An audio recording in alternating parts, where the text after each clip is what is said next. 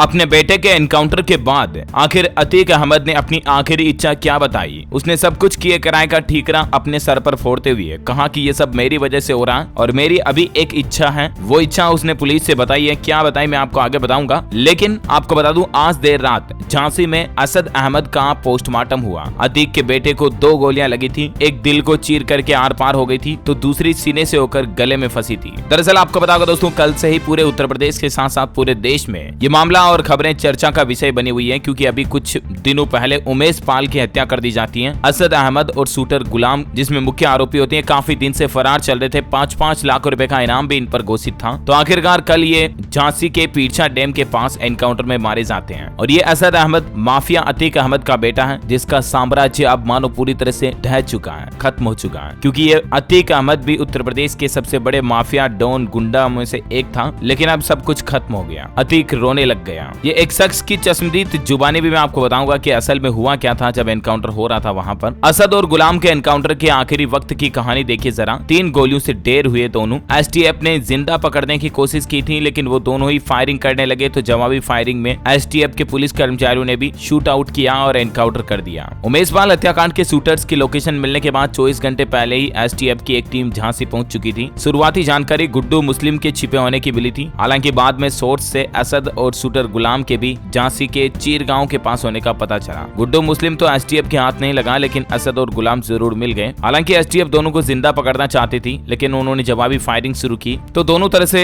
हुई मुठभेड़ में आखिरकार एनकाउंटर में वो मारे जाते हैं। अब एक ग्राउंड रिपोर्ट देखिए आप कि असद अहमद के साथ में जो अशरफ मारा गया ना, उसके परिवार वाले, उसकी मां दादी क्या कह रही हैं। एनकाउंटर में मारे गए असद गुलाम के घर से ये रिपोर्ट आ रही है। अतीक के मोहल्ले वाले बोले कि असद गलत था इसलिए सजा मिली, और गुलाम का परिवार अभी कहाँ गया इस बात की कोई खबर नहीं है। तो वहीं असद की बॉडी प्रयागराज लाई जाएगी। गुलाम की मां बोली कि मैंने बचपन में सिखाया था कि बेटा स्कूल से एक पेंसिल भी चोरी करके नहीं लाना, पता नहीं उसे किसने बहकाया, मैं उसका सऊ नहीं लूंगी। जी हाँ, यानी एनकाउंटर में मारे गए दूसरे व्यक्ति शूटर गुलाम की मां ने तो उनके परिवार वालों ने शव लेने से ही इनकार कर दिया है। बताया जा रहा कि जहां से एनकाउंटर में मारे गए अतीक अहमद के बेटे असद और शूटर गुलाम की बॉडी को प्रयागराज में दफनाया जाएगा। असद की कसारी मसारी कब्रिस्तान में कब्र भी तैयार कर दी गई है, कुछ तस्वीरें आप देख सकते हैं। और शव लेने अभी तक भी कोई नहीं आया। सुरक्षा कारणों को देखते हुए पुलिस खुद असद और गुलाम का शव प्रयागराज लेकर जाएगी और असद का शव नाना को सुपुर्द किया जाएगा। झांसी में पोस्टमार्टम के बाद महारानी लक्ष्मीबाई मेडिकल कॉलेज में इनकी बॉडी रखी गई है। यहाँ पर भी सुरक्षा के सख्त इंतजाम किए गए हैं। शूटर गुलाम की मां ने कहा कि गलत काम का गलत नतीजा ही मिलता है। मां बोली गंदा काम करने वाले जिंदगी भर याद रखेंगे। देखिए, एक मां अपने बेटे के लिए अगर ऐसे बोल सकती है तो जरा सोच सकते हैं आप भी कि गुलाम ने कितना अपनी मां को परेशान किया होगा, कितना अपनी मां के दिल पर दर्द और दुखों के पहाड़ तोड़े होंगे। तब आज एक मां अपने बेटे के एनकाउंटर पर ऐसा बोल रही कि पाप करोगे तो सजा मिलेगी, और ये सही है, वाकई में सही है। गलत काम का गलत नतीजा तो मिलकर ही रहेगा, चाहे आज नहीं तो कल,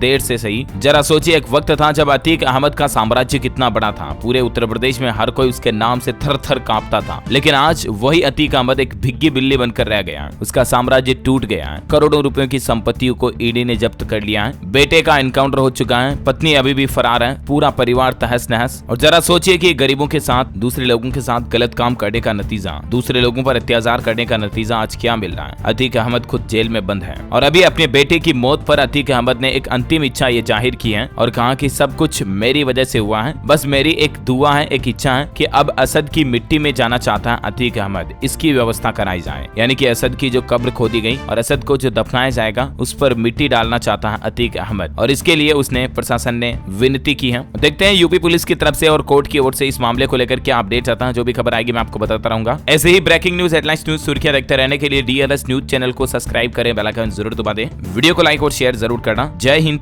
जय भारत, वंदे मातरम।